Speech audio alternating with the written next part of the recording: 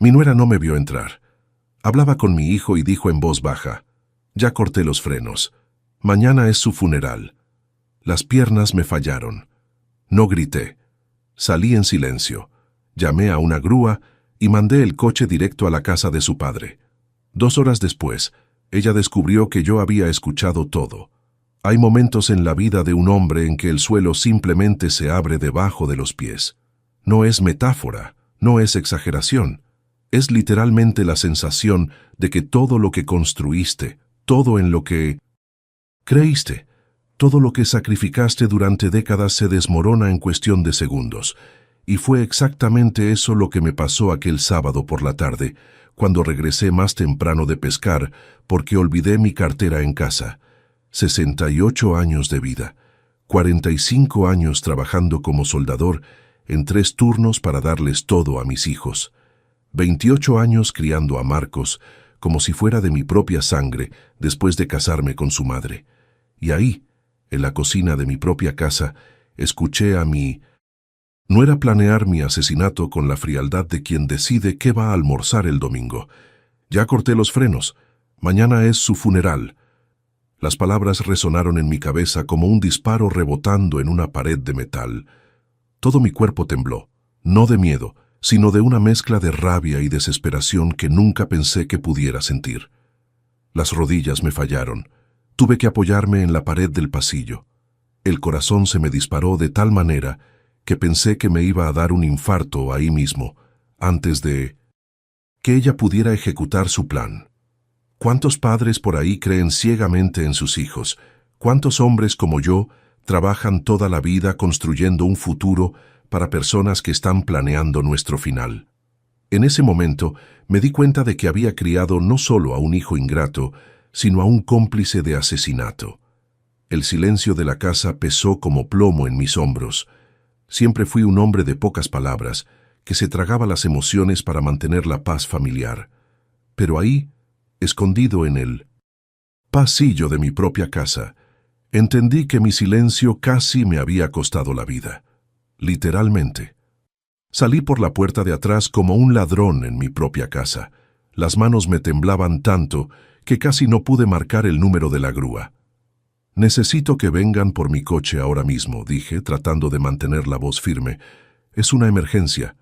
Y lo era, una emergencia de vida o muerte. Pasaron 2 horas, 2 horas que parecieron 2 vidas enteras. Me quedé sentado en la banca del parque frente a la casa, observando a mi propia familia a través de la ventana, como si fuera un extraño espiando la vida de otras personas. Y tal vez era exactamente eso en lo que me había convertido. Un extraño en mi propia familia. Cuando llegó la grúa y se llevó mi coche, vi que el rostro de Adriana cambió en la ventana. Primero confusión, después pánico. Corrió hacia afuera gritando: «Suegro, ¿dónde está su coche? ¿Qué pasó?». La actuación era perfecta. Si no hubiera escuchado esas palabras, habría creído en su preocupación. «Problema mecánico», respondí, mirándola directamente a los ojos. «Frenos defectuosos. Podría haber sido fatal». Se le fue el color de la cara, y fue en ese momento que me di cuenta. Ella entendió que yo sabía. Hay una soledad específica de hombre que descubrió que la familia que construyó con sus propias manos quiere su muerte. Es un dolor que atraviesa el pecho, baja al estómago y se instala como un peso permanente. No es solo traición, es darse cuenta de que fuiste tan buen padre y abuelo que te convertiste en un obstáculo para sus planes financieros. Esa noche, acostado en la cama que compartí durante 15 años con una mujer que educó a una asesina, entendí que mi vida había terminado y comenzado el mismo día. El hombre que despertó esa mañana había muerto en el pasillo de la casa. Lo que quedaba era alguien que necesitaba decidir si valía la pena luchar por su propia vida. ¿Cuántas veces un padre se traga la humillación para mantener unida a la familia? ¿Cuántas veces un hombre cierra los ojos ante pequeñas maldades porque cree que en el fondo mismo, existe amor? Pero hay un límite. Hay un momento en que hasta el corazón más generoso entiende que demasiada generosidad se vuelve estupidez. Y planear la muerte de tu suegro ya pasó todos los límites posibles. Ahí, en la oscuridad del cuarto, con el sonido de la respiración de mi esposa al lado, tomé una decisión que cambiaría no solo mi vida, sino toda la estructura familiar que me llevó décadas construir. No iba a morir por culpa de frenos cortados. Iba a vivir para ver las consecuencias de sus decisiones. Si ya sentiste que una vida entera de trabajo como padre valía menos que una herencia adelantada, quédate conmigo hasta el final de esta historia, porque lo que pasó después de ese descubrimiento me enseñó que un hombre solo pierde la dignidad cuando acepta morir en silencio por sus propios hijos. Suscríbete al canal para no perderte los próximos relatos. Hay muchos padres por ahí que necesitan escuchar esto. Antes de continuar, si te gustan relatos reales como este, de historias que muestran que nunca es tarde para que un hombre recupere su vida de sus propias manos, suscríbete al canal y activa la campanita, porque aquí no cuento historias de víctimas, cuento historias de hombres que decidieron que morir no estaba en sus planes. Mi nombre es Roberto, tengo 68 años, y necesito regresar un poco en el tiempo para que entiendas cómo llegué a ese momento, escuchando a mi nuera planear mi funeral mientras yo todavía respiraba. Nací en Puebla en 1955. Hijo de campesino, aprendí desde chico que el hombre trabaja para sostener a su familia, aunque eso signifique sacrificar sueños personales. Mi padre murió cuando tenía 16 años, dejando a mi madre con 5 hijos. Yo era el mayor. ¿Sabes lo que eso significa para un muchacho? Significa que tus planes de estudiar ingeniería mueren junto con tu padre. Empecé a trabajar como soldador en Minions, un taller en Puebla mismo. 16 años, manos demasiado pequeñas para los guantes de seguridad, pero firmes lo suficiente para sostener a una familia. 40 años después, seguía soldando. No porque no tuviera capacidad para otras cosas, sino porque cada vez que pensaba en cambiar de profesión, alguien en la familia necesitaba algo. Escuela privada para el hijo, curso de inglés para la hija, universidad, boda, nietos. Conocí a Lucía en 1989. Ella tenía un hijo de 5 años, Marcos. Eli. Padre lo había abandonado cuando se enteró del embarazo. Yo podría haber elegido a una mujer sin equipaje, sin responsabilidades extras, pero miré a ese niño y vi lo que yo fui, un muchacho sin padre. Decidí que no iba a dejar que eso le pasara a él. Me casé con Lucía en 1990. Adopté a Marcos oficialmente en 1992. Para mí, nunca fue hijastro. Era mi hijo, punto final. Trabajaba 3 turnos cuando era necesario para que pudiera tener lo que yo nunca tuve, un padre presente y una infancia sin necesidades financieras. Recuerdo su primer día de escuela, marzo de 1996. Había trabajado toda la noche. Tomé un camión directo de la fábrica a la escuela, todavía con el uniforme sucio de grasa. Otros padres llegaron en coche, de traje y corbata. Yo llegué con las manos callosas y los ojos rojos de sueño, pero estaba ahí. Siempre estuve ahí. Cuando Marcos cumplió 15 años, decidió que quería estudiar en colegio privado. La colegiatura costaba la mitad de mi sueldo. Pedí un préstamo. Cuando quiso tomar curso de inglés, pedí otro préstamo. Cuando decidió estudiar administración en Ciudad de México, vendí mi coche y me mudé a la capital para estar más cerca de él. La Ciudad de México me tragó vivo. Dejé mi ciudad, mis amigos, mi trabajo fijo para empezar de nuevo a los 50 años en una metrópoli que no perdona al hombre mayor. Pero era por Marcos. Siempre era por Marcos. Conseguí trabajo en una metalúrgica en el oriente. 1 hora y media de viaje para ir, 1 hora y media para regresar. 4 horas diarias en el transporte público. Pero Marcos estaba estudiando. En 2010 se graduó en administración. Lloré el día de su graduación, no solo de alegría, sino de alivio. Finalmente estaba listo para volar solo. Finalmente podría pensar en mí. A los 55 años finalmente podría tener hobbies, viajar, descansar un poco. Pero en 2012, Marcos conoció a Adriana. Adriana parecía la nuera perfecta, bonita, educada, graduada en pedagogía. Venía de una familia de clase media de Nezahualcóyotl. Su padre, Julio, era contador jubilado. Su madre, doña Carmen, siempre fue ama de casa. Parecía una familia estructurada, diferente de nuestro origen más humilde. Cuando decidieron casarse en 2014, obviamente, yo pagué la mayor parte de la fiesta. El padre de ella contribuyó con 1/3, la familia de ella con otro tercio, y yo cubrí el resto. Fueron 50,000 pesos que saqué del Infonavit y de un préstamo que tardé 3 años en pagar. Pero era la boda de mi hijo. Es lo que hace un padre. La luna de miel fue a Cancún. 15,000 pesos que pagué solo porque sería un regalo muy especial del padre para la pareja. Regresaron bronceados y felices. Yo regresé más endeudado, pero feliz por ellos. En 2015 decidieron comprar un departamento.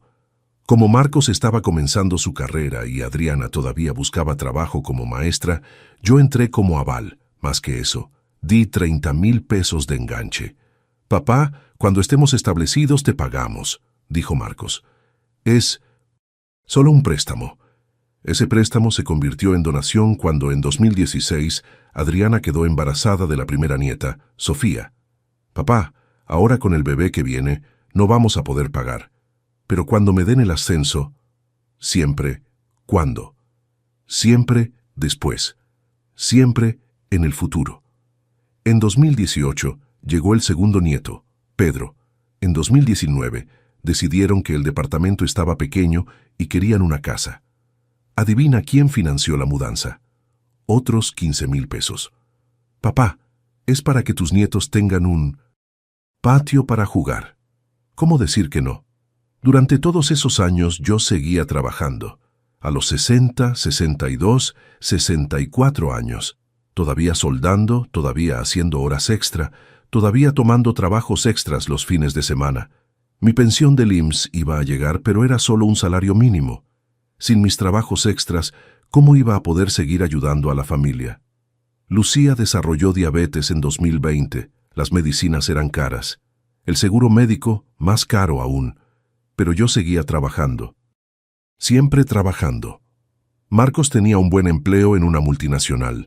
Adriana consiguió trabajo en una escuela privada, pero siempre tenían algún gasto extra que necesitaba la ayuda del papá. En 2021, finalmente, me jubilé. A los 66 años, dejé de trabajar por primera vez desde los 16. 50 años trabajando. Medio siglo. Pensé que finalmente iba a tener paz. Pensé que finalmente iba a poder vivir para mí. Pero la jubilación trajo un cambio en su comportamiento. Sutilmente, empezaron a tratar mis opiniones como cosas de viejo. Sutilmente, empezaron a ver mi presencia como innecesaria. Sutilmente, empezaron a verme no como el proveedor que siempre fui, sino como alguien que estaba ocupando demasiado espacio. El departamento donde Lucía y yo vivíamos estaba pagado. Era nuestro, pero quedaba en el mismo conjunto habitacional de la casa de ellos. «Qué coincidencia tan maravillosa», le decía Adriana a sus amigas. «Los suegros viven aquí al lado». Pero el tono de la voz no combinaba con las palabras. En 2022 Lucía murió. Diabetes complicada, problemas del corazón. Se fue un domingo por la mañana, durmiendo a mi lado. Desperté viudo, 67 años, jubilado, viudo y solo. Marcos fue muy cariñoso en el funeral. Adriana también. Pero 3 meses después empezaron las sugerencias. «Papá, este departamento está muy grande para usted solo». «Papá, ¿ya pensó en mudarse a un lugar más pequeño?» «Papá, hay residenciales para adultos mayores muy buenos aquí». «Cerca». Residencial para adultos mayores. A los 67 años. Con salud perfecta, mente lúcida, pensión garantizada. Pero estaba estorbando sus planes. Fue cuando empecé a prestar atención a las conversaciones. Fue cuando empecé a darme cuenta de que mi presencia en el conjunto habitacional los molestaba. Fue cuando entendí que el departamento que tardé 20 años en pagar estaba sobrando para mí. Pero todavía no me imaginaba que la solución que tenían en mente era tan definitiva como unos frenos cortados. Las primeras banderas rojas empezaron sutilmente, como siempre pasa cuando personas queridas deciden explotarnos. Hombres de mi generación fuimos criados para no cuestionar a la familia. Nos enseñaron que quejarse del hijo es debilidad, que dudar de la nuera es paranoia de suegro molesto. Por eso me tragué durante meses pequeñas humillaciones que debería haber enfrentado. La primera fue en diciembre de 2022, 3 meses después de la muerte de Lucía. Adriana organizó la cena de Nochebuena en su casa. Natural, ya que mi departamento estaba muy pequeño para toda la familia. Llegué a las 6 de la tarde, como habíamos quedado, con los regalos para los nietos y una botella de vino que costó la mitad de mi pensión. La mesa estaba puesta para 6 personas. Conté: Marcos, Adriana, sus 2 hijos, los padres de Adriana y yo. 6 personas, pero solo 5 sillas. Ay, suegro, ¿puede comer en la cocina? Es que la mesa del comedor es solo para 5 personas. En la cocina, como empleado, como alguien que no era parte de la familia principal. Me tragué la humillación y comí solo en la cocina, escuchando sus risas en el comedor. Cuando le reclamé a Marcos después me dijo: «Ay, papá, no fue con mala intención, la mesa es pequeña». Siempre una disculpa, siempre una justificación razonable. Enero de 2023 trajo la segunda bandera roja. Mi pensión llegó el día 5. El día 6, Marcos apareció en mi departamento. «Papá, ¿puedo pedirte un favor? La tarjeta de crédito de Adriana se pasó en Navidad. ¿Puedes prestarnos 2,000 pesos solo hasta que me llegue mi aguinaldo?» 2,000 pesos era casi toda mi pensión, pero era solo un préstamo. Su aguinaldo llegó en febrero. Marzo llegó. Abril también. «Papá, surgió un gasto extra con la escuela de los niños. ¿Puedo pagar el próximo mes?» Siempre el próximo mes. Siempre después. Los 2,000 pesos se volvieron donación permanente. En marzo, descubrí que habían ido a vacacionar a la playa. Instagram lleno de fotos de la familia feliz en Puerto Vallarta. Hotel, restaurantes caros, paseos. Pero no tenían dinero para devolverme los 2,000 pesos prestados. Cuando pregunté sobre el viaje, Adriana respondió: «Ay, suegro, los niños necesitaban un descanso». Los niños de 5 y 3 años necesitaban descanso. Pero yo, que trabajé 50 años, no merecía ni mis propios 2,000 pesos de vuelta. Abril trajo la tercera bandera. Mi nieto Pedro se lastimó el brazo jugando. Lo llevé al doctor, pagué la radiografía, la consulta particular, el yeso, 500 pesos que salieron de mi bolsillo sin pestañear, porque era para mi nieto. Al día siguiente, vi a Adriana comprando un vestido de 1,200 pesos. «Es para la boda de una prima», explicó. 1,200 pesos para un vestido, pero yo pagué el doctor de su hijo. En mayo empezaron las visitas preocupadas de los padres de Adriana. Julio, contador jubilado, empezó a aparecer en mi departamento con frecuencia sospechosa. «Roberto, ¿ya pensaste en hacer un testamento? A nuestra edad es importante organizar estas cosas». Testamento. A los 68 años, con salud perfecta. ¡Qué coincidencia! Doña Carmen también aumentó las visitas. «Roberto, ¿has pensado en el futuro? Vivir solo a esta edad no es prudente». Siempre acompañado de comentarios sobre residenciales muy buenos y lugares adecuados para personas de nuestra edad. Nuestra edad, como si vivir solo a los 68 fuera una sentencia de muerte. Junio me trajo la cuarta bandera roja, esta más agresiva. Adriana apareció en mi departamento con un papel en la mano. «Suegro, encontré una residencia perfecta para usted. Mire las fotos aquí». Era un asilo de lujo, pero asilo. Las mensualidades son 2,500 por mes, pero usted puede vender este departamento y vivir tranquilo allá. Vender mi departamento. La casa que tardé 20 años en pagar. El último vínculo que me quedaba con Lucía, el lugar donde crié a Marcos. ¿Para qué? ¿Vender?, pregunté. Estoy bien aquí. Su respuesta me heló. Suegro, usted está quedándose olvidadizo. Ayer preguntó 2 veces qué hora era. Eso no es normal. Mentira. Había preguntado qué hora era una sola vez, pero ella estaba creando una narrativa. Estaba construyendo la historia de que me estaba volviendo senil, olvidadizo, incapaz de vivir solo. Estaba preparando el terreno para algo. En julio, descubrí que habían cambiado la cerradura de su casa. Ay, papá, un vecino dijo que vio gente extraña rondando. Decidimos reforzar la seguridad, pero no me dieron la nueva llave. Por primera vez en 10 años, ya no tenía acceso libre a la casa de mi hijo. Si necesita algo, solo toque el timbre. Tocar timbre para entrar a la casa de mi propio hijo. Como visita. Como extraño. Agosto trajo el descubrimiento más doloroso. Me enteré por casualidad, a través de una vecina, que habían hecho una fiesta de cumpleaños para Sofía en julio. Mi nieta cumplió 6 años y no me invitaron. Ay, papá. Fue algo pequeñito, solo los amiguitos de la escuela, explicó Marcos cuando lo confronté. No queríamos molestarlo. No querían molestarme. En el cumpleaños de mi propia nieta, la niña que yo llevaba y traía de la escuela cuando ellos estaban trabajando. La criatura que se quedaba a dormir en mi departamento cuando ellos querían salir solos. Ahora yo era molestia en su cumpleaños. Septiembre trajo la quinta bandera, esta más sutil y peligrosa.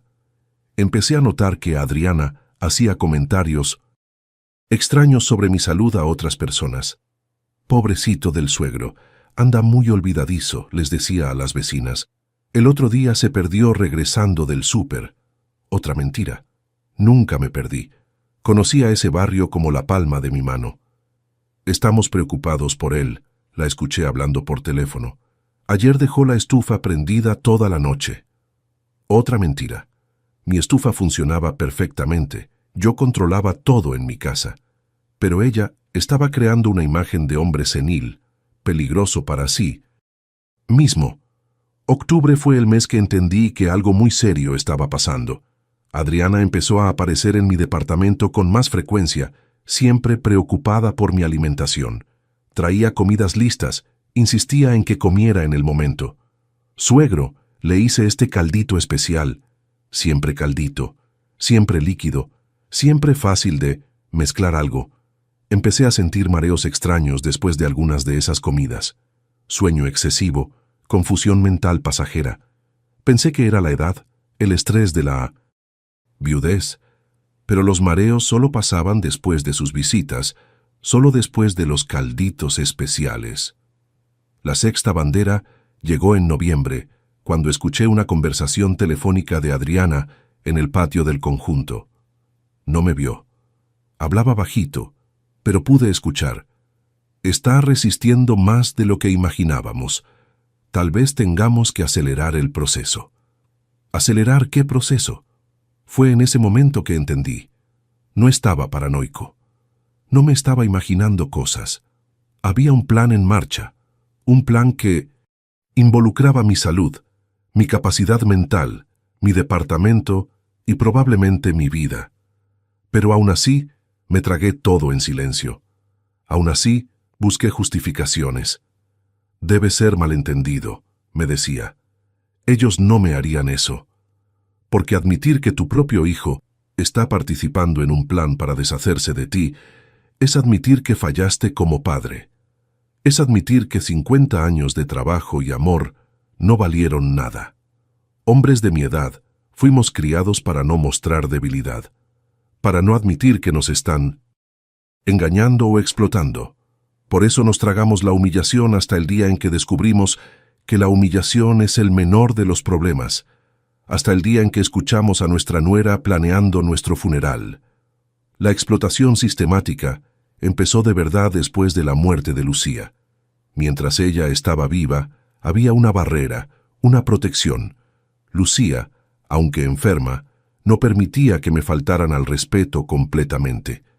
Pero mi mujer murió en noviembre de 2022 y diciembre del mismo año marcó el inicio de mi destrucción programada. La primera señal llegó con la reorganización financiera de la familia.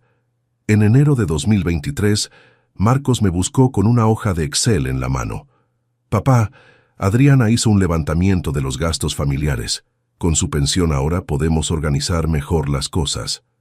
La hoja mostraba todos mis gastos mensuales: mantenimiento, luz, teléfono, súper, medicinas, y al lado, sugerencias de economía. Papá, usted gasta mucho en electricidad. ¿Podría dejar el pinto aire acondicionado apagado más tiempo? Esto en el verano de Ciudad de México, con 40 grados de temperatura. Un hombre de 68 años debería pasar calor para ahorrar en la luz. Y esa televisión de paga es muy cara. Hay canales abiertos que son suficientes. 50 años trabajando para tener derecho a aire acondicionado y TV de paga, pero ahora debería vivir como indigente. La sugerencia más absurda estaba resaltada en rojo. Teléfono celular innecesario para persona de su edad. Ahorro, 80 pesos mensuales. Querían aislarme completamente. Sin teléfono, sin contacto con el mundo exterior, dependiendo solo de ellos para cualquier comunicación. Febrero trajo la segunda fase de la explotación, la gestión colaborativa de mis finanzas. Adriana sugirió que sería más práctico si ellos hacían las compras del súper para mí. Suegro, usted no necesita preocuparse por estas cosas. Nosotros compramos todo junto y ahorramos. Ahorraba para ellos, porque mi lista de compras era básica y barata, pero ellos incluían artículos caros y me repartían todo. 500 pesos de mi pensión iban directo al súper colaborativo, pero yo recibía arroz, frijoles y lo básico. Ellos se quedaban con los vinos, las carnes finas, los productos importados. Es más justo dividir los gastos proporcionalmente, explicaba Adriana. Proporcionalmente significaba que yo pagaba la mitad de los lujos que ellos consumían. Marzo marcó el inicio del chantaje emocional sistematizado. Papá Sofía preguntó por qué el abuelo ya no ayuda a la familia. Mi nieta de 5 años preguntando por qué yo no ayudaba a la familia. 50 años financiando todo, pero ahora era cuestionado por una niña. Vio a sus amiguitos recibir regalos caros de sus abuelos y se puso triste. A partir de abril, las peticiones se volvieron exigencias disfrazadas de emergencias. Papá, se descompuso la lavadora. Son 1,200 pesos. No podemos esperar hasta fin de mes. Siempre urgente, siempre emergencial, siempre sin poder esperar. Y yo siempre pagando. Porque ¿qué hace un padre cuando la familia necesita? Mayo trajo la tercera fase, la invalidación de mis opiniones y decisiones. Papá, a esta edad ya no debería manejar, es peligroso. Yo manejaba desde hacía 50 años sin un rayón, licencia limpia, reflejos perfectos, salud al día, pero era peligroso. Nosotros podemos llevarlo a donde necesite. Dependencia total, aislamiento completo. Cuando me negué a vender el coche, empezaron los accidentes sospechosos. Llanta ponchada cuando estaba estacionado en el conjunto. Rayón en la carrocería que apareció de la nada. Espejo retrovisor roto misteriosamente. Papá, ¿está viendo? Usted es blanco de vandalismo. Es mejor no tener coche. La soledad masculina a los 68 años es diferente de cualquier otra soledad. No es solo ausencia de compañía. Es darse cuenta de que te volviste inconveniente para las personas que criaste. Es descubrir que 50 años de sacrificio valen menos que 1,200 pesos de una lavadora. Hombres de mi generación no fuimos enseñados a hablar de sentimientos. Cuando tu familia te explota, no tienes con quién platicar. No puedes llorar porque el hombre no llora. No puedes quejarte porque el padre no se queja del hijo. Te quedas solo con el dolor, tragándote la humillación en silencio. Junio fue el mes que empezaron a cuestionar mi capacidad mental. Roberto, anda muy olvidadizo, le dijo Adriana a doña Carmen, enfrente de mí. Ayer preguntó 3 veces qué día era. Mentira descarada. Yo sabía exactamente qué día era, qué hora, dónde estaba. Pero ellas estaban construyendo una narrativa. Tal vez sea inicio de Alzheimer, murmuró doña Carmen, mirándome con lástima falsa. En nuestra familia nunca hubo caso, pero la edad... Alzheimer. La palabra perfecta para justificar cualquier cosa.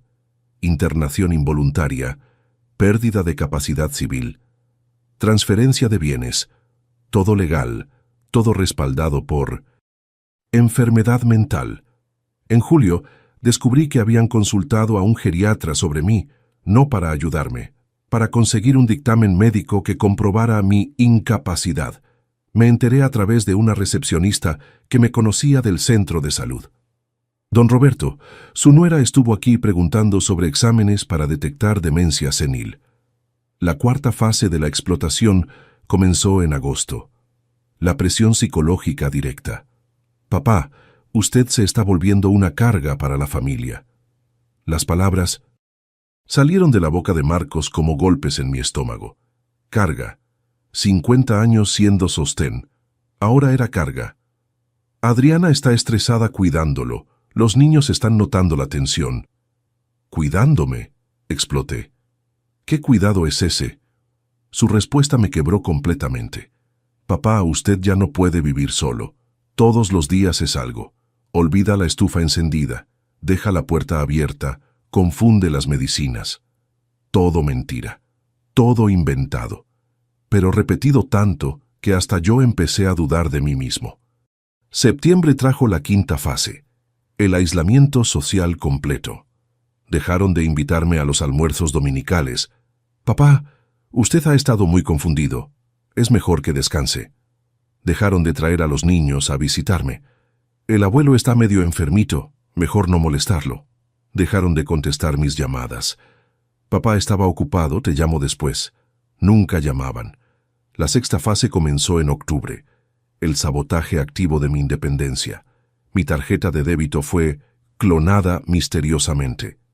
Tuve que pedir una nueva, pero para mayor seguridad, Adriana sugirió que ella la guardara. Suegro, siempre que necesite dinero, solo me dice. Mi propia pensión bajo su control.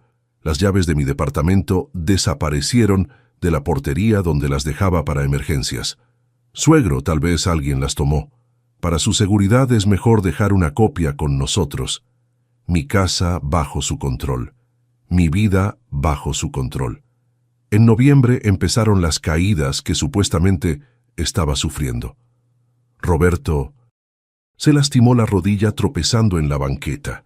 Le decía Adriana a las vecinas. Yo no me había tropezado, tenía salud perfecta, pero ellas creaban historias, inventaban accidentes, construían una imagen de hombre frágil e incapaz. El doctor Silva, nuestro médico familiar de 10 años, me buscó preocupado. Roberto, su nuera dice que usted anda cayéndose mucho, que está confundido, olvidadizo. ¿Es verdad? Era la trampa perfecta. Si negaba, era prueba de que estaba confundido. Si confirmaba, era prueba de que necesitaba cuidados especiales. La 7ª fase fue la más cruel. Usaron a mis nietos contra mí. El abuelo está enfermito, decía Sofía. Mamá dice que te puedes morir si no tomas las medicinas correctas. ¿Qué medicinas? ¿Qué enfermedad? Estaban usando a mis propias nietas para convencerme de que estaba enfermo. Pedro, de 4 años, me abrazó llorando un día. Abue, ¿te van a llevar al hospital de los viejitos? Hospital de los viejitos. Así le explicaban a un niño de 4 años a dónde iba a parar. No casa de reposo, hospital de los viejitos. Lugar para morir. Diciembre fue el mes que entendí la dimensión completa de la explotación. Toda mi pensión estaba siendo administrada por ellos.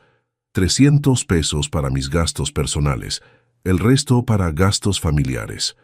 1,200 pesos de mi pensión financiando su vida, mientras yo comía sopas instantáneas para ahorrar.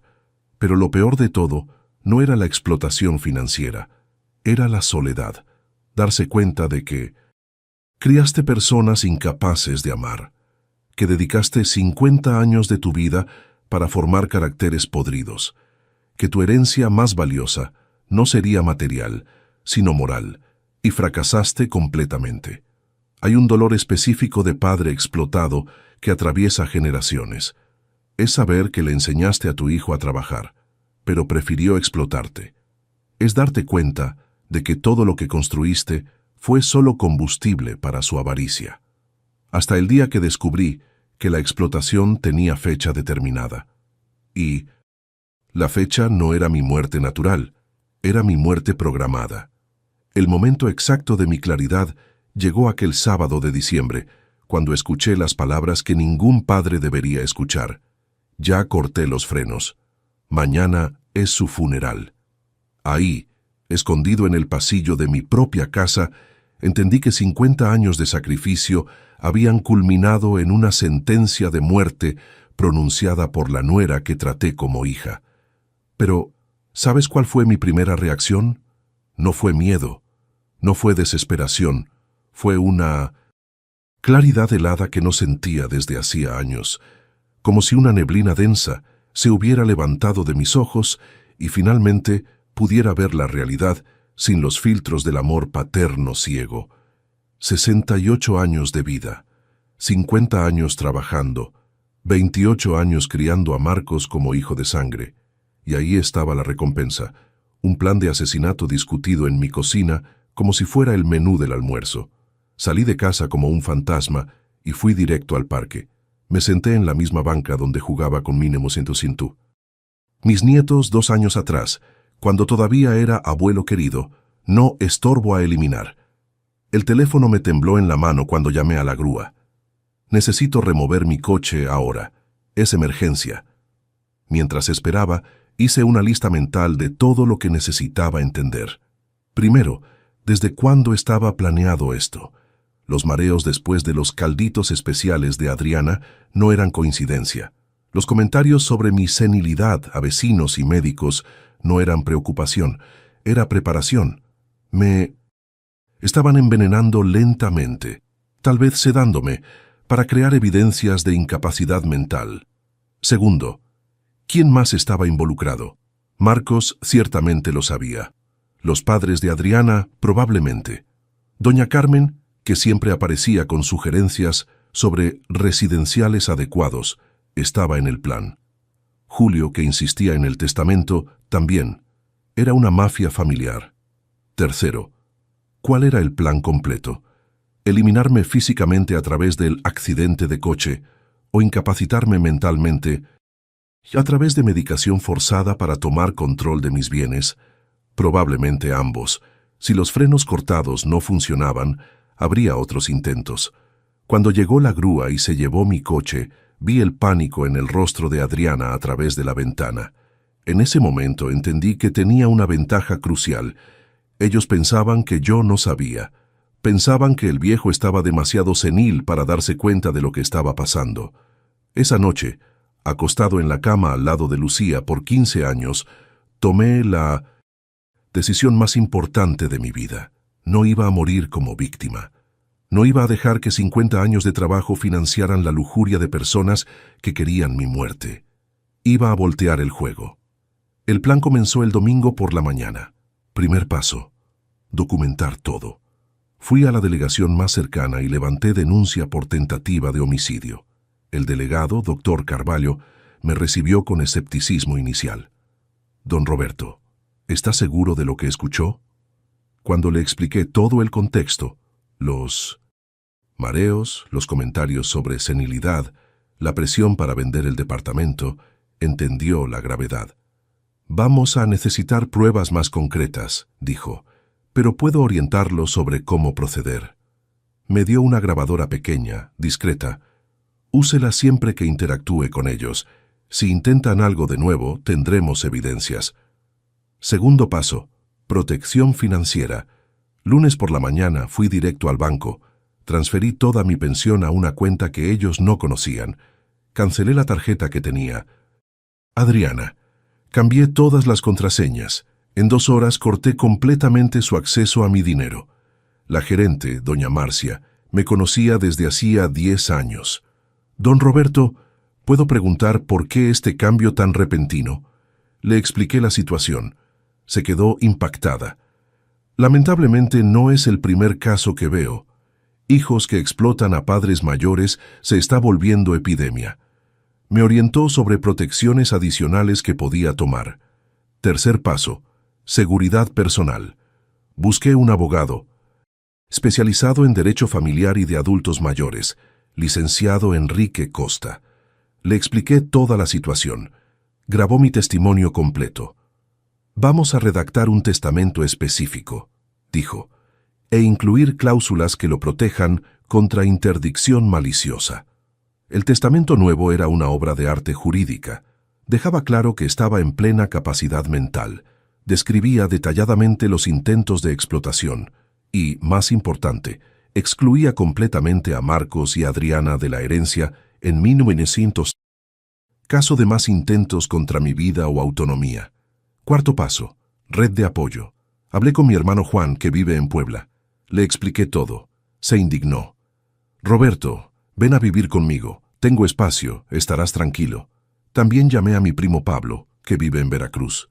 Creé una red de personas que podrían recibirme si era necesario. Quinto paso, evidencias médicas.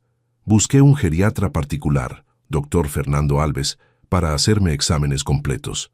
Resonancia de la cabeza, exámenes cognitivos, evaluación psiquiátrica. Todo para comprobar que tenía salud mental perfecta. Los resultados fueron categóricos. Señor Roberto presenta capacidad cognitiva plenamente preservada. El martes empecé la fase 2 del plan. Recolección de evidencias. Instalé aplicaciones de grabación en mi celular. Toda conversación con ellos sería registrada. También instalé una mini cámara en mi departamento. Si intentaban manipular mi comida o medicinas, quedaría filmado. La primera evidencia llegó rápidamente. Adriana apareció el martes por la tarde con otro caldito especial. Suegro, le hice una sopa que le hace bien para su salud. Acepté, pero fingiendo tomarla, la eché en una muestra que mandé analizar después. El resultado: diazepam en cantidad suficiente para dejar a cualquier persona confundida y somnolienta. El jueves fue el día del primer enfrentamiento. Marcos apareció preocupado. Papá, Adriana dice que usted canceló su tarjeta. ¿Por qué hizo eso? Era la apertura que necesitaba. Grabadora encendida. Hijo, necesito hablar en serio contigo, lo sé todo. Se le fue el color del rostro. ¿Saber qué, papá? Entonces le conté, palabra por palabra, lo que había escuchado sobre los frenos cortados, detalles sobre la medicación en la comida, evidencias de la explotación financiera. Trató de negar, pero la grabación mostraba su voz temblando, las contradicciones, las mentiras. Papá, creo que está confundiendo las cosas. Fue su defensa patética. Nadie quiere lastimarlo, solo estamos preocupados por su salud. Aún atrapado en flagrancia, todavía trataba de convencerme de que estaba loco. El viernes programé reunión familiar. Quiero hablar con todos, tú, Adriana y sus padres. Tengo una propuesta. La reunión se programó para el sábado por la tarde, una semana después de descubrir su plan.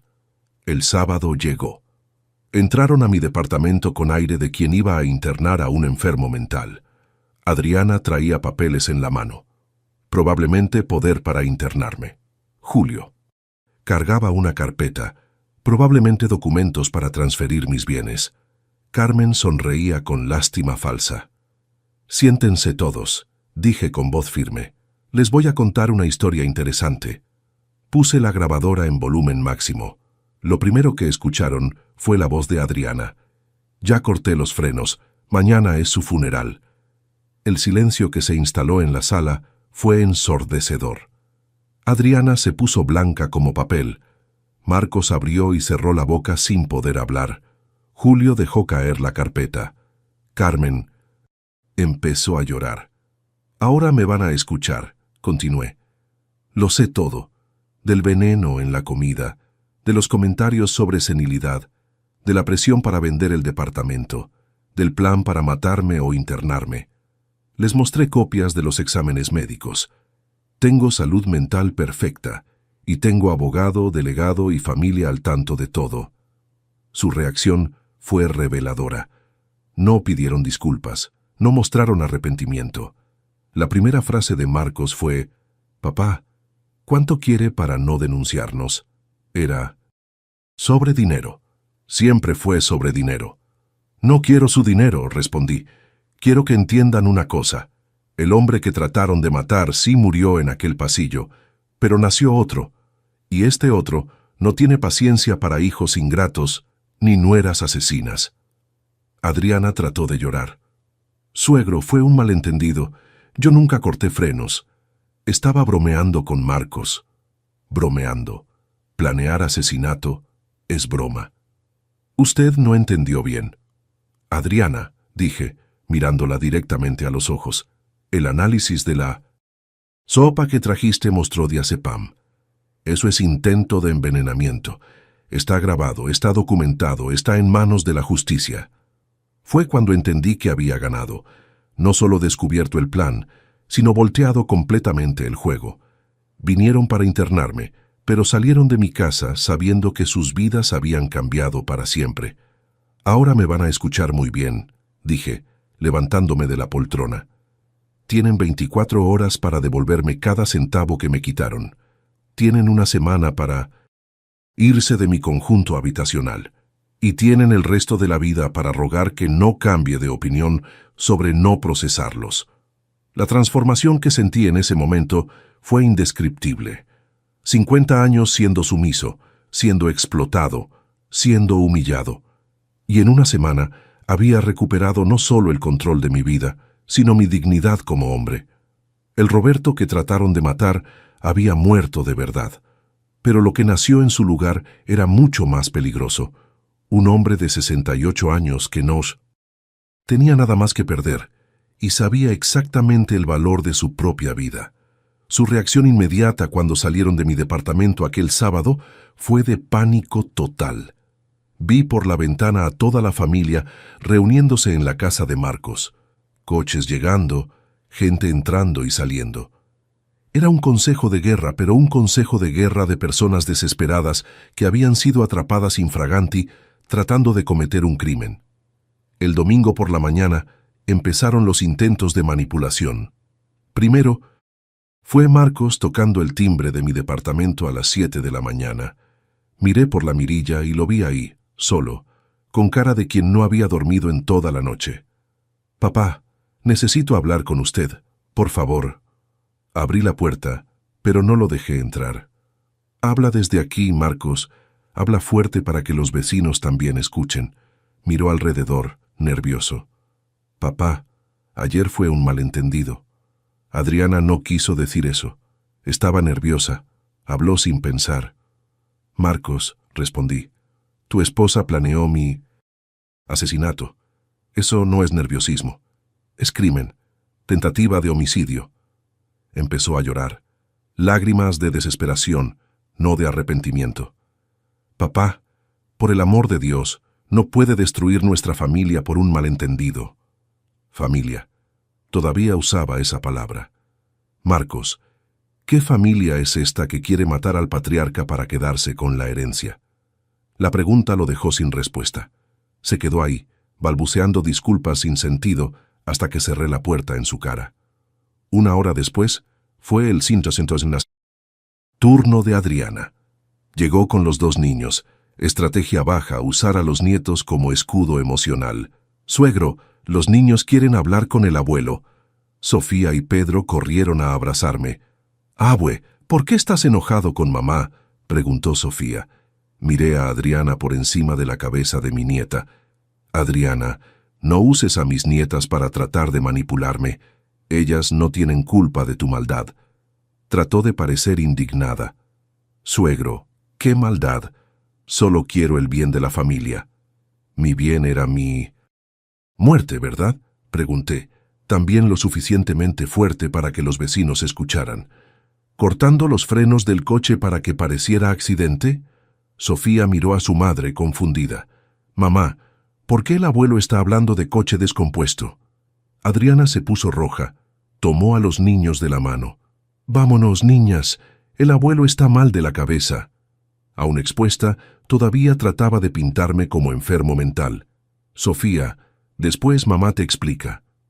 A las 2 de la tarde aparecieron todos. Juntos, Marcos, Adriana, Julio y Carmen, una delegación oficial. Vinieron con una propuesta. «Roberto», empezó Julio, «vamos a olvidar todo lo que pasó ayer. Nadie va a demandar a nadie. Cada quien sigue su vida». «Julio», respondí, «ustedes no están en posición de hacer propuestas. Ustedes están en posición de suplicar que no entregue las grabaciones a la policía». Carmen trató de intervenir. «Roberto, somos familia desde hace tantos años. No vamos a dejar que un malentendido destruya todo». «Familia». Otra vez esa palabra. «Carmen, familia que planea asesinato no es familia, es banda de delincuentes». Les mostré las copias de los exámenes médicos, del reporte policial, del análisis de la sopa envenenada. Tienen 12 horas más para devolverme los 50,000 pesos que me quitaron en los últimos 2 años. La cara de Julio cambió. ¿50,000? Roberto, no tenemos ese dinero disponible. Era exactamente la respuesta que esperaba. Entonces vendan algo, el coche de Adriana, las joyas, los muebles caros. Tuvieron 2 años para gastar mi dinero. Tienen 12 horas para devolverlo. Marcos trató de argumentar. Papá, ese dinero fue para gastos de la familia, escuela de los niños, casa, súper. No fue para lujos. Saqué los estados de cuenta que había organizado. Marcos, aquí están las compras de Adriana en los últimos 6 meses.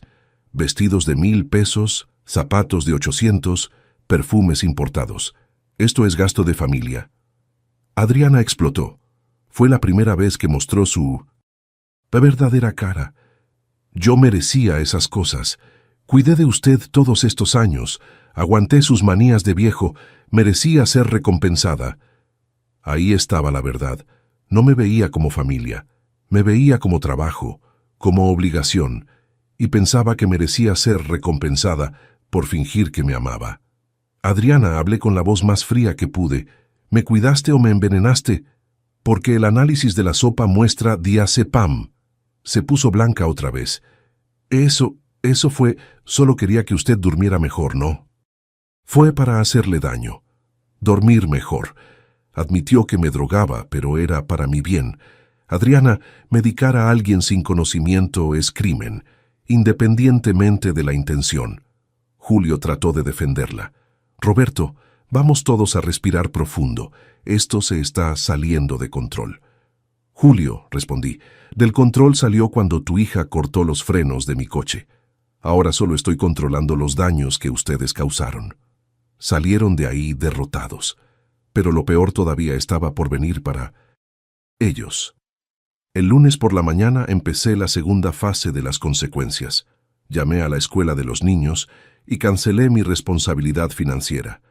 A partir de hoy, ya no soy responsable de las colegiaturas de mis nietas. La secretaria se confundió. Pero, don Roberto, ¿cómo vamos a cobrar? A sus padres, como debería ser desde el inicio. También cancelé el seguro médico que pagaba para toda la familia. 400 pesos mensuales que salían de mi pensión para cubrir gastos médicos de ellos. A partir de hoy, cada quien cuida su propia salud. A las 10 de la mañana, Marcos apareció desesperado. Papá, llamó la escuela. Dijeron que usted canceló el pago de las colegiaturas. Confirmé. Y van a cancelar el seguro médico también si no pagan mañana. Papá, ¿cómo vamos a pagar todo eso? Era chistoso ver su desesperación. Durante 2 años yo pagué sin quejarme. Ahora que tenían que pagar con su propio dinero, era imposible. Marcos, ustedes tienen empleos. Usen sus sueldos. Papá, nuestro sueldo no cubre todo eso. Exacto. Por eso me explotaban, por eso querían matarme, porque no conseguían mantener el nivel de vida que tenían a mis costillas. Entonces bajen el nivel de vida. Simple. El martes las consecuencias se pusieron más pesadas. El administrador del conjunto habitacional me buscó. Don Roberto, recibí una queja extraña. Alguien dijo que usted está amenazando a la familia de su hijo. Era Adriana. tratando de usar la administración del edificio contra mí. Le mostré al administrador, don Antonio, todas las evidencias. Grabaciones, exámenes, reporte policial. Se quedó impactado. Roberto, no sabía nada de esto. Quiere decir que ellos estaban tratando de... Confirmé. Y ahora están tratando de pintarme como loco vengativo.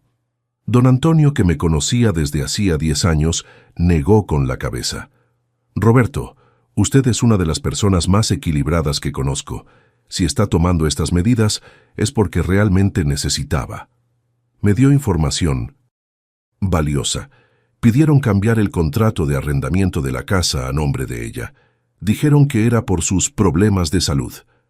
Era la confirmación final. Realmente planeaban eliminarme y tomar todos mis bienes. La casa que había ayudado a comprar sería transferida a nombre de Adriana, usando mi supuesta incapacidad mental como justificación. El miércoles trajo la tercera fase de las consecuencias. Mi abogado, licenciado Enrique, me llamó. Roberto, ellos buscaron abogado también. Quieren meter interdicción contra usted. Era exactamente lo que esperaba. No pudiendo matarme, tratarían de internarme a la fuerza. Licenciado, ¿tienen oportunidades? Se rió. Roberto, con los exámenes que usted hizo y las evidencias que tenemos, 0 oportunidades, pero vamos a prepararnos para el proceso. Me explicó que esto significaba que estaban desesperados. Personas intentando interdicción maliciosa generalmente están tratando de esconder crímenes. El jueves fue el día de la primera quiebra real. Marcos apareció en mi departamento a las 6 de la mañana, llorando como niño. Papá, corrieron a Adriana de la escuela. Aparentemente, la dirección de la escuela se había enterado del intento de asesinato y no quería una maestra involucrada en crimen trabajando con niños. Papá, ahora solo mi sueldo no va a alcanzar para sostener a la familia. Era irónico. Durante años, solo mi pensión sostuvo parte significativa de su vida. Ahora, solo su sueldo no alcanzaba. Marcos, tal vez sea hora de que aprendan a vivir dentro de sus posibilidades. Papá, los niños van a tener que salirse de la escuela privada. El chantaje emocional continuaba. Van a quedar traumatizados. Los niños iban a quedar traumatizados porque sus padres trataron de matar al abuelo, no porque cambiaron de escuela. El viernes llegó con otra consecuencia inesperada. Doña Carmen apareció sola, llorando. Roberto, ¿puedo hablar contigo? La dejé entrar, pero mantuve la grabadora encendida. Roberto, Adriana está teniendo crisis nerviosas. No come, no duerme, solo llora. Carmen, respondí, tu hija trató de matarme. Si está teniendo crisis nerviosas, es mala conciencia, suplicó. Roberto, no entregues las grabaciones a la policía, la pueden encarcelar. Exacto, tenía que estar encarcelada. Carmen, si yo no hubiera descubierto, estaría muerto. Tu hija sería viuda rica. Roberto, ella es madre de 2 niños. La carta final. Los nietos. Carmen, por eso mismo debería haber pensado antes. ¿Qué tipo de madre planea asesinato en frente de sus hijos? Carmen salió llorando. Pero sus lágrimas no tocaron mi corazón. 50 años de trabajo, 2 años de humillación, un intento de asesinato, y querían que sintiera lástima por Adriana. El sábado llegó. Una semana exacta después de descubrir el plan. El plazo que les había dado para devolver el dinero y salirse del conjunto habitacional había vencido. Ninguna de las 2 cosas había pasado. A las 10 de la mañana toqué el timbre de su casa. Marcos abrió la puerta con cara de quien no dormía desde hacía días. «Papá», empezó, pero lo interrumpí. «Marcos, se venció el plazo, no devolvieron el dinero, no se salieron del conjunto habitacional. Ahora las consecuencias van a ser otras». Saqué el sobre que estaba cargando. Aquí están copias de todas las evidencias. El lunes por la mañana voy a la delegación a entregar todo al delegado Carvalho. Adriana va a ser acusada de tentativa de homicidio, tú por complicidad. Su cara se puso gris. Papá, por el amor de Dios. Marcos, El amor de Dios ustedes lo perdieron cuando decidieron matarme. Adriana apareció detrás de él con cara de loca, cabello despeinado, ojos rojos, ropa arrugada. Suegro, se lo suplico, no haga eso. Adriana, dije mirándola directamente, tú cortaste los frenos de mi coche, me drogaste durante meses, planeaste mi muerte y ahora quieres que tenga lástima. Se arrodilló en la puerta. Era joven, tonta, influenciada por mis padres, fue idea de ellos. Interesante. Ahora la culpa era de los padres. Adriana, tienes 28 años, edad suficiente para saber que asesinato es crimen. Siguió suplicando, pero mi corazón estaba blindado. 50 años siendo demasiado bueno. Era hora de ser justo. Tienen hasta el lunes por la mañana para desaparecer de mi vista, dije volteándome para irme. Después de eso, van a desaparecer de verdad, pero para la cárcel. El domingo fue día de silencio total. No vi a ninguno de ellos. Por la ventana, observé movimiento de mudanza en la casa. Cajas, muebles siendo cargados. Se estaban yendo. El lunes por la mañana encontré una carta debajo de mi puerta. Papá, nos estamos yendo. A otro estado. Los niños ya no van a conocer al abuelo, pero al menos no van a ver a su madre presa. Espero que usted sea feliz con su venganza. Marcos. Venganza. Le llamó venganza. Salvar mi propia vida era venganza. No permitir ser asesinado era venganza. Tomé la carta, la guardé junto con todas las otras evidencias y fui a la delegación, no para entregar las grabaciones, sino para informar que los acusados habían huido de la ciudad. El delegado Carvalho me recibió con interés. Roberto, ¿y qué tal? ¿Cómo fueron las cosas? Le conté todo. El intento de manipulación, los chantajes, la huida. Doctor, salieron de la ciudad. No sé si debo abrir el proceso. Pensó un poco. Roberto, eso depende de usted. Técnicamente hubo intento de crimen, pero si salieron de su vida y usted está seguro, me dejó la decisión. ¿Puedo archivar el caso o puedo abrir proceso? ¿Qué prefiere? Pensé en mis nietos, Sofía y Pedro, que no tenían culpa de tener una madre asesina y un padre cómplice. Doctor, voy a archivar por ahora, pero quiero que quede registrado. Si algún día regresan... Entendido, todo queda en los archivos. Si necesita reactivar, solo busque. Salí de la delegación con una sensación extraña. No era alivio, no era tristeza, era libertad. Por primera vez en 50 años no le debía nada a nadie. No necesitaba sostener a nadie. No necesitaba agradar a nadie. Las consecuencias para ellos fueron exactamente las que merecían. Perdieron la fuente de ingresos extra que era mi pensión. Perdieron el estatus social que mi ayuda financiera proporcionaba. Perdieron la seguridad de tener un banco familiar siempre disponible. Y más importante, perdieron para siempre el derecho de llamarse mi familia. En cuanto a mí, gané algo que no tenía desde hacía décadas. El derecho de vivir para mí mismo. Los primeros días después de que se fueron extraños. No era alivio, no era tristeza, era un vacío diferente, como cuando dejas de cargar un peso muy pesado y no sabes qué hacer con las manos libres. 68 años de vida, 50 de ellos dedicados a otras personas. Ahora por primera vez estaba completamente solo, pero era una soledad elegida, no impuesta.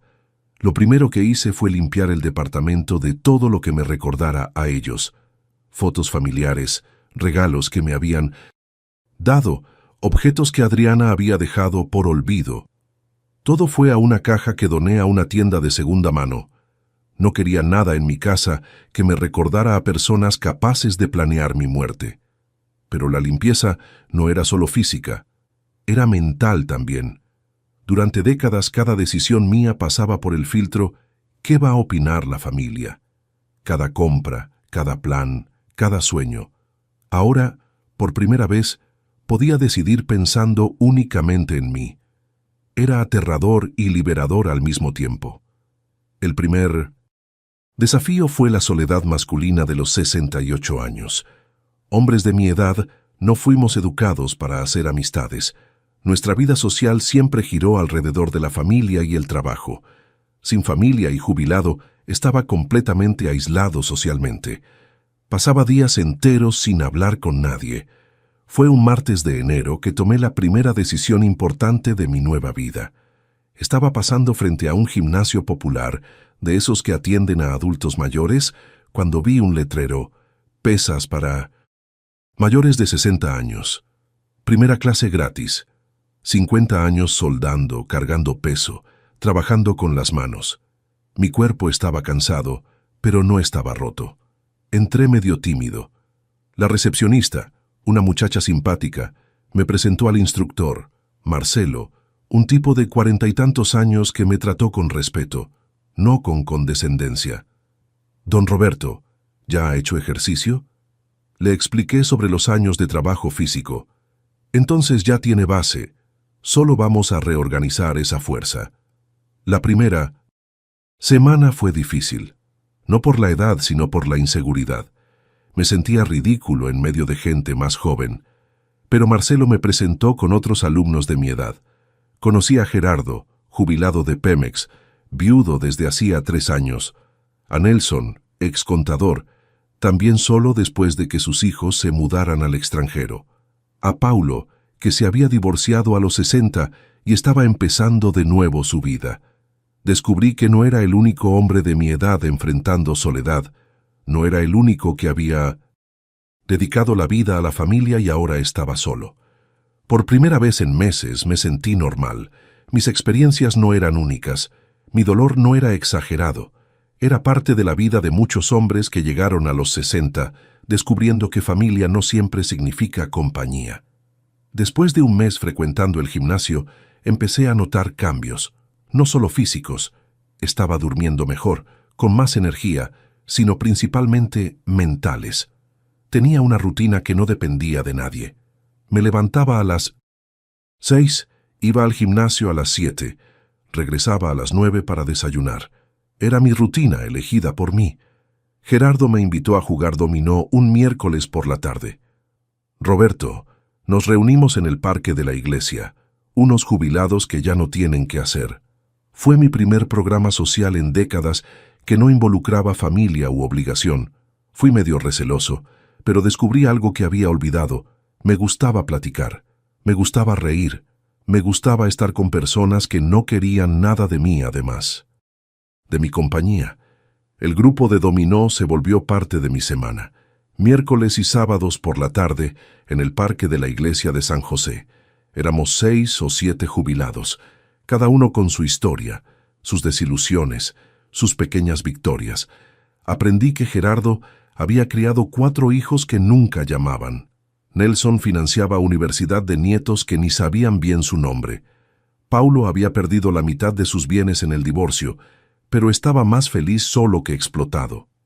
En marzo decidí hacer algo que siempre quise pero nunca tuve tiempo: aprender a tocar guitarra. Busqué un maestro particular, Juan, un músico de 50 años que daba clases a adultos. «Don Roberto, nunca es tarde para empezar.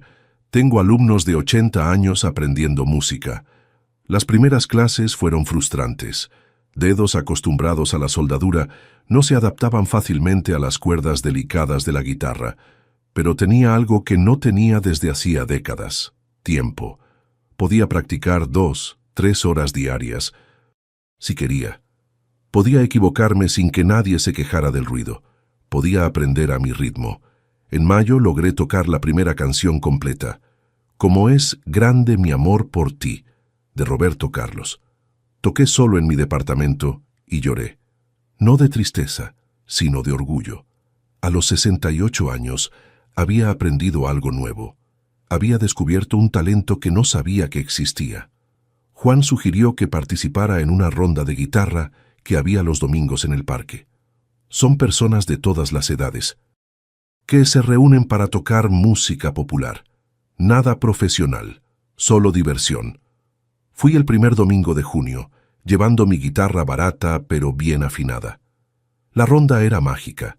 Jóvenes, adultos, ancianos, todos unidos por la música. Tocamos Roberto Carlos, Los Tigres del Norte, Juan Gabriel. Yo, que durante 50 años solo escuchaba música en la radio del trabajo, estaba tocando con otras personas. Me invitaron para los domingos siguientes. Había encontrado una nueva familia, basada en 1900. Afinidad, no en sangre. En julio tomé una decisión más atrevida: viajar solo. Siempre quise conocer las costas de Veracruz, pero nunca tuve oportunidad. La familia siempre tenía otras prioridades, otras necesidades. Ahora, mi pensión era solo mía. Podía gastarla como quisiera. Fui a Veracruz Puerto, una ciudad hermosa en el Golfo. Me quedé una semana en un hotel sencillo, frente al mar. Toda mañana caminaba por el malecón. Toda tarde leía libros que compré especialmente para el viaje. Toda noche cenaba solo en el restaurante del hotel, observando a otros turistas, escuchando conversaciones, sintiéndome parte del mundo nuevamente. En el hotel conocí a Antonio, un jubilado de Guadalajara que viajaba solo desde hacía 5 años. «Roberto, después de los 60, o vives para ti o mueres en vida», me dijo. Pasamos 3 días platicando sobre vida, hijos ingratos, sueños postergados. Descubrí que mi historia no era única. Muchos hombres de nuestra generación enfrentaban problemas similares. «La diferencia», dijo Antonio, «es que tú tuviste valor para reaccionar. La mayoría sigue siendo explotada hasta morir». Tenía razón. ¿Cuántos padres por ahí estaban financiando su propia humillación? ¿Cuántos hombres morían sin haber vivido un día siquiera para sí mismos? Agosto fue el mes de la gran transformación física. 6 meses de gimnasio me habían dado músculos que no tenía desde hacía décadas. Decidí cambiar completamente el look. Me corté el cabello en un estilo más moderno. Compré ropa nueva, no las camisas viejas que usaba desde hacía años. Me miré en el espejo y vi a un hombre diferente, más erguido, más firme, más vivo. Marcelo del gimnasio comentó el cambio. «Roberto parece 15 años más joven». Y era verdad. No era solo apariencia física, era postura, confianza, vitalidad. 50 años cargando el peso de sostener familia me habían encorvado. Ahora, libre de ese peso, me estaba enderezando nuevamente. En septiembre pasó algo inesperado. Estaba en el supermercado cuando una mujer se acercó. «Disculpe, ¿usted es el Roberto que toca guitarra en el parque?» Era Marcia, una maestra jubilada de 62 años, viuda desde hacía 4 años. Siempre lo veo tocando, pero nunca me atreví a acercarme. Empezamos a platicar. Descubrí que ella también frecuentaba el gimnasio, pero en horarios diferentes. También viajaba sola. También tenía hijos que vivían lejos y poco llamaban. No era romance, era compañía. Alguien que entendía la soledad, elegida de los 60 y tantos años. Marcia se volvió una gran amiga. Íbamos juntos al cine, a los conciertos gratuitos en el parque, a los paseos organizados por la alcaldía para adultos mayores. No era noviazgo, era sociedad. 2 personas maduras que encontraron compañía sin dependencia, afecto sin necesidad. Octubre fue el mes que decidí hacer algo completamente fuera de mi zona de confort, un curso de computación. Siempre tuve miedo a las computadoras, pensaba que era cosa de jóvenes, pero tenía curiosidad sobre redes sociales, internet, mundo digital. Me inscribí en un curso para adultos mayores. La maestra, Carla, tenía paciencia infinita con nuestras dificultades. «Don Roberto, usted va muy bien. Tiene más facilidad que muchos alumnos más jóvenes». En 2 meses, aprendí a usar WhatsApp, Facebook, correo electrónico. Descubrí un mundo nuevo de posibilidades. Creé un perfil en Facebook y encontré compañeros de trabajo de décadas pasadas. Renové contactos con personas que había perdido. Entré a grupos de jubilados, de músicos amateur, de viajeros de la tercera edad. Mi red social, que se había limitado a la familia explotadora, se expandió a cientos de personas con intereses similares. Noviembre trajo la decisión más importante. Compré un coche nuevo, no por necesidad sino por placer, Un Nissan Versa 2019, usado pero en perfecto estado. Mi primer coche elegido pensando en mi comodidad, no en la practicidad familiar. Aire acondicionado, estéreo potente, asientos de piel. Lujos que siempre me negué. Con el coche nuevo los viajes se volvieron más frecuentes. Conocí Real de 14, San Luis Potosí, Querétaro, siempre solo o con Marcia. Descubrí que viajar en la tercera edad tenía ventajas, filas más cortas, descuentos, trato especial. Y principalmente, ninguna prisa, ningún horario rígido dictado por otras personas. Diciembre marcó un año desde el descubrimiento del intento de asesinato. Un año desde que mi vida terminó y empezó de nuevo. Hice un balance. Estaba físicamente mejor, mentalmente más tranquilo, socialmente más activo, financieramente más organizado. Tenía hobbies, amigos, planes futuros. El 24 de diciembre, víspera de Navidad, recibí una llamada. Era Marcos. «Papá, feliz Navidad, ¿cómo está?» Su voz sonaba diferente, más humilde, más cansada. «Estamos en Monterrey. Las cosas están difíciles aquí».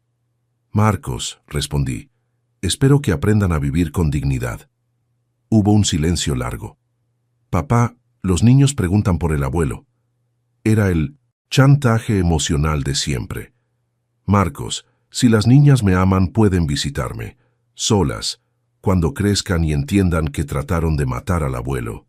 «Papá, Adriana está arrepentida. Quiere pedir perdón. Arrepentimiento por haber sido descubierta, no por haber planeado asesinato». «Marcos, arrepentimiento de asesino no me interesa.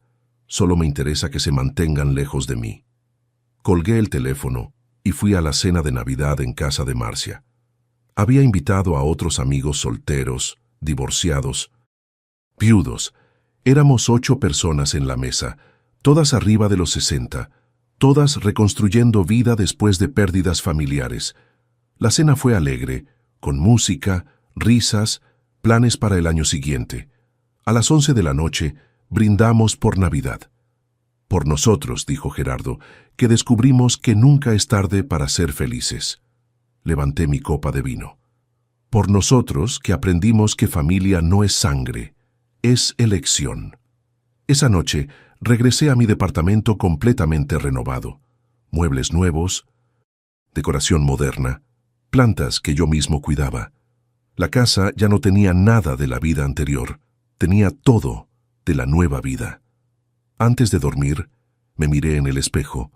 El hombre que veía ahí no era el mismo que había escuchado a su nuera planear su muerte un año atrás.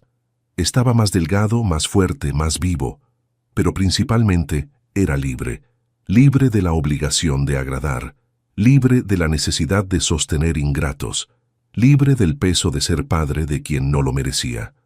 A los 69 años, había aprendido la lección más importante de mi vida. Nunca es tarde para que un hombre se valore. Nunca es tarde para elegir la propia felicidad. Y principalmente, nunca es tarde para descubrir que vales mucho más de lo que cualquier persona, hasta familia, está dispuesta a admitir. El Roberto que casi murió por frenos cortados había muerto de verdad. El que estaba vivo era alguien que sabía exactamente el valor de su propia vida y no estaba dispuesto a aceptar menos que respeto total. Hoy, 2 años después de aquel descubrimiento que cambió todo, estoy sentado en la terraza de mi departamento en Puerto Vallarta, a donde me mudé hace 6 meses. El mar está calmo allá abajo, el sol de la mañana entra por la ventana y tengo una taza de café en la mano. Café que elegí, que compré, que hice. Puede parecer tontería, pero para un hombre de 70 años que pasó 5 décadas haciendo todo pensando en otras personas, elegir el propio café es un lujo indescriptible. La vista del mar me hace recordar cuánto tiempo perdí mirando solo obligaciones. 50 años trabajando, sosteniendo, construyendo futuro para personas que planearon mi fin. 2 años atrás, si alguien me dijera que estaría aquí, en este departamento con vista al mar, tocando guitarra toda mañana, nadando en la playa toda tarde, diría que era imposible. Hombre de mi edad no empieza vida de nuevo. Hombre de mi edad aguanta hasta morir. Pero descubrí algo que mi generación no sabía. No hay edad para valorarse. No hay edad para establecer límites. No hay edad para decir no a quien no te merece. Y principalmente, no hay edad para que un hombre descubra que puede ser feliz sin cargar el mundo en los hombros. Si esta historia te hizo reflexionar, déjame un comentario contándome de dónde me estás viendo. Escribe aquí en los comentarios tu ciudad, tu estado o hasta tu país. Déjame saber que este mensaje llegó hasta ti. Y si conoces a algún padre que está aceptando menos de lo que merece, comparte este video. Porque hay muchos hombres que necesitan entender que valorarse no es egoísmo, es supervivencia. Si este relato te tocó, deja tu like y suscríbete al canal para seguir viendo historias reales de hombres que eligieron su dignidad por encima de la explotación familiar. Cuéntame también, ¿ya necesitaste establecer límites extremos para proteger tu vida? ¿Cómo fue esa experiencia? Porque aquí no contamos historias de víctimas, contamos historias de renacer, de resurgir, de hombres que descubrieron que nunca es tarde para vivir para uno mismo. Un abrazo aquí desde Puerto Vallarta y recuerda, tú construiste mucho más que una familia. Construiste a un hombre que merece respeto, y si no estás recibiendo ese respeto, tal vez sea hora de construir una vida nueva, donde tu dignidad sea innegociable. ¿Cuántas veces nosotros, hombres, nos tragamos la falta de respeto en nombre de la paz familiar? ¿Cuántos padres están financiando su propia humillación? Yo aprendí a los 68 años que un hombre no necesita aceptar migajas de quien recibió un banquete de oportunidades, que ser padre no significa ser explotado, y que nunca, pero nunca, es demasiado tarde para que un hombre se valore y empiece de nuevo. La vida que merezco comenzó el día que dejé de aceptar la vida que me ofrecían.